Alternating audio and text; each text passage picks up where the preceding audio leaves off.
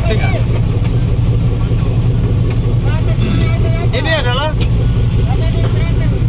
trik pertama yang harus katorang pelajari agar katorang paham dengan bagaimana cara manuver leken heli, agar katorang tidak bingung, ya. Supaya tidak bingung, ini as ini menjadi katorang punya patokan pertama, ya. Sekarang Anda punya auto di sini, ini tempat atre. Anda maju, mau putar kiri.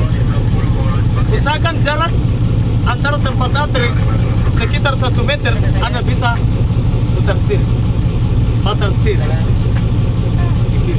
Oke? Sekarang mau mundur. Kalau sudah sampai seperti ini, itu usahakan bola kiri kanan depan itu harus keadaan lurus, jangan keadaan miring. Kasih lurus sebelum auto berhenti. Kopi.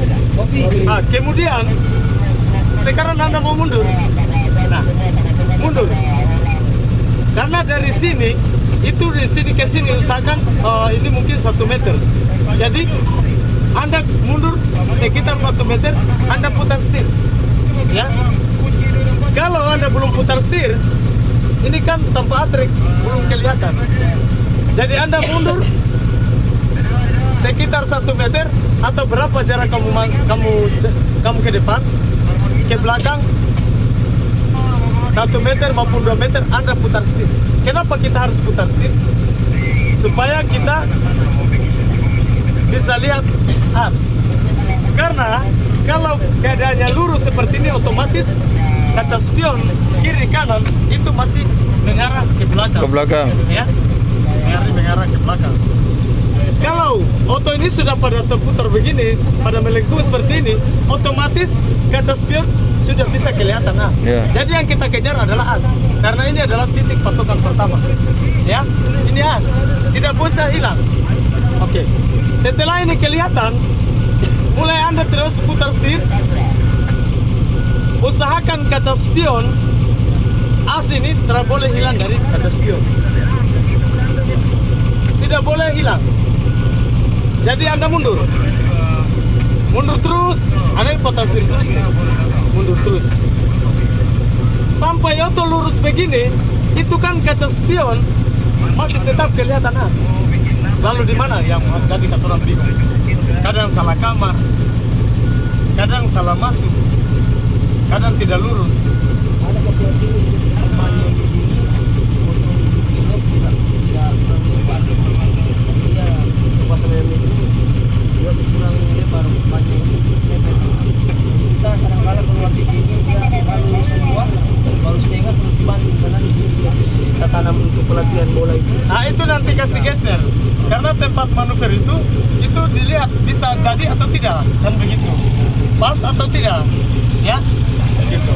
Oke, saya kasih lanjut dulu ya. Kemudian nanti sebentar baru kita kasih geser. Kalau memang dia sempit. Siap. Nah, kemudian kalau sudah seperti ini modelnya mobil, otomatis kaca spion kiri maupun kanan sudah kelihatan dua-dua. Oke, kemudian kita mundur. Ya, mundur. Perhatikan baik-baik. Ini as masih tetap kelihatan dari kaca spion. Coba bayangkan itu. Padahal sudah setengah, masih kelihatan. Ya karena kaca spion dia tembak ke belakang, bukan tembak ke samping. Seperti yang saya bilang di sini tadi. Ini kan tembak ke belakang, ya. Palingan dia larinya gini.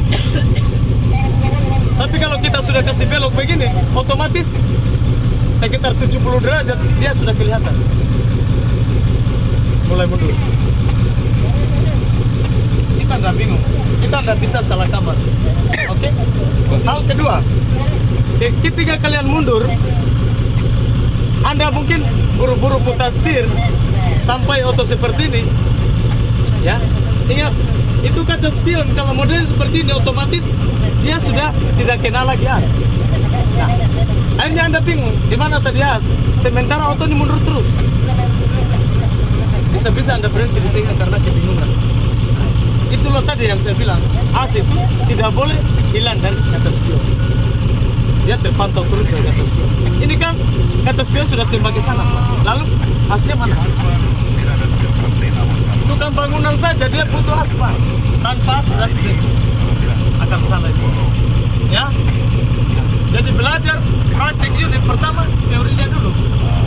Baru sebentar kita sesuaikan teori dengan praktik. Apa sesuai enggak teori ini dengan praktik yang di lapangan?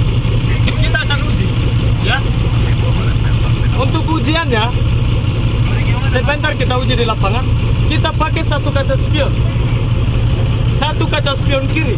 Kalau kita orang manuver kiri, apakah bisa atau tidak? Tanpa kaca spion kanan. Bisa. Bisa tidak? Bisa. Otomatis bisa. Bisa. Karena ini as yang dia kejar. Kalau seandainya kita buka kaca spion kiri, kita cuma pasang kaca spion kanan, sementara kita orang manuver kiri, otomatis itu sulit, Pak. Sulit sekali, Pak. Menurut saya. Ya. Jadi nanti kita uji sebentar di lapangan, ya. Biar kalian paham. Oke? Nah, itu. Jadi tidak pernah salah ini. Ketika Anda salah manuver, mungkin terlalu patah setir, akhirnya dapat di sini.